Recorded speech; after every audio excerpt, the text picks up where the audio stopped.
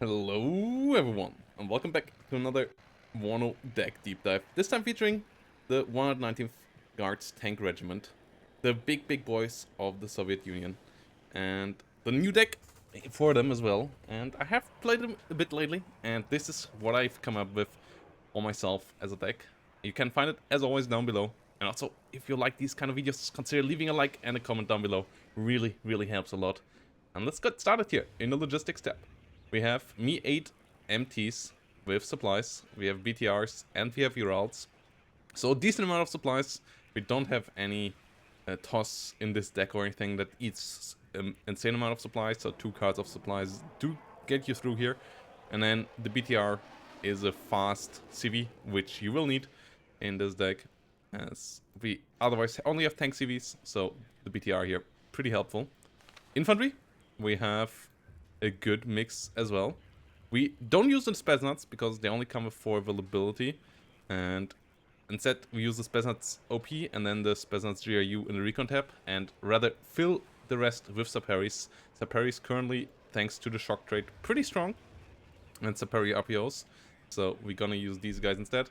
Some BTRs here on the normal Saparis, the other ones in Gus, and yeah, the BMP1 only on the Motostrelki is a bit painful, but at least gives you some kind of IFV, and the Motostrelkis are still relatively helpful, so that's why we take them. Spetsnaz OP, really important with the RPG-29, really strong against enemy armored vehicles, so that's why we use them here.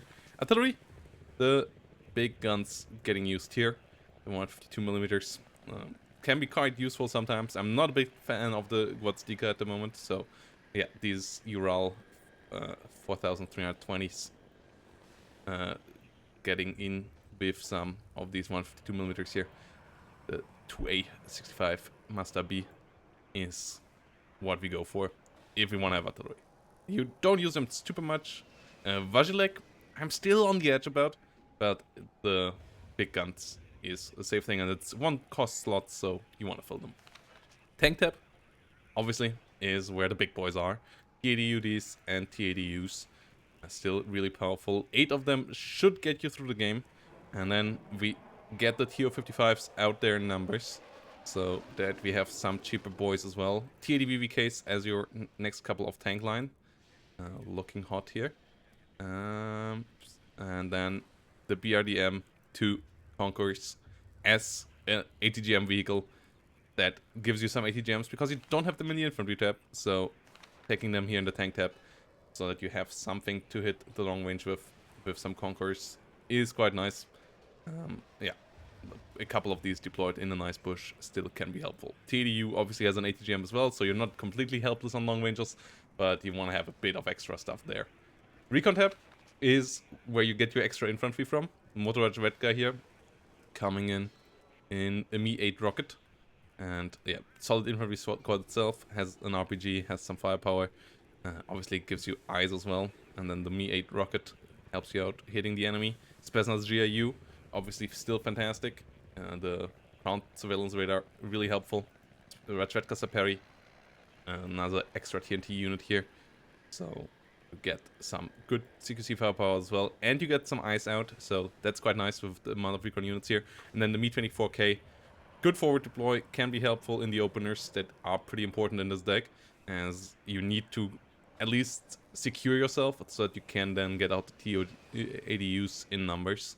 AA, all about the Tunguska, and then some Iglas and Strelas in the short range. Tunguska still needs to get a bit cheaper, maybe 160 or 165 or so. And then it should be quite nice. Currently at 185, it's still fairly overpriced, sadly, but it is capable in what it's doing. It's just a bit expensive for what it's doing in that case. Helicopters, absolutely fine as well. Mi-24 VP is really fantastic with its ECM and so on, but it's quite expensive in a deck that is full of expensive units, so the Mi-24 Vs and are your better go-to here with the AA and the rocket version. If there would be 2 AA versions, I would take 2 of those, but there sadly ain't, so the rocket version here it is, with the big 120mm rockets, and also with a couple of Cocons, which are pretty decent ATGMs, and as I said, you have some lack of ATGMs in this deck, so everything that gets you some extra is nice. Air tab is an interesting tab as well. It's mostly about the AA here, SU-27s and MiG-29s, really strong. You can get up to 8 of them. And then we have some seed here, so you're not going to use all 3 of them that often. And then the SU-24 here with the massive bombs. These hurt a lot. I still hope we will get more accuracy on LGBs in the future, as currently they just miss a bit too much. But this thing can be quite nice in the future, and the SU-24 MP here really helping out getting it through, as it's a quite solid ACM plane. Hopefully planes get a bit more maneuverable and stuff in the long run, and we get another air rework eventually. But the MiG-29s and SU-27s for sure should get the sky clear, help you out with the long-range AA fights. It's just that everything is a bit expensive, so you really have to take your time building up, and that's the strong and the weak part of the deck itself. It is super strong in the late game if you can get there, but the getting there is the problem. And yeah, we will see how it goes in the rank game that we're going to play next with this.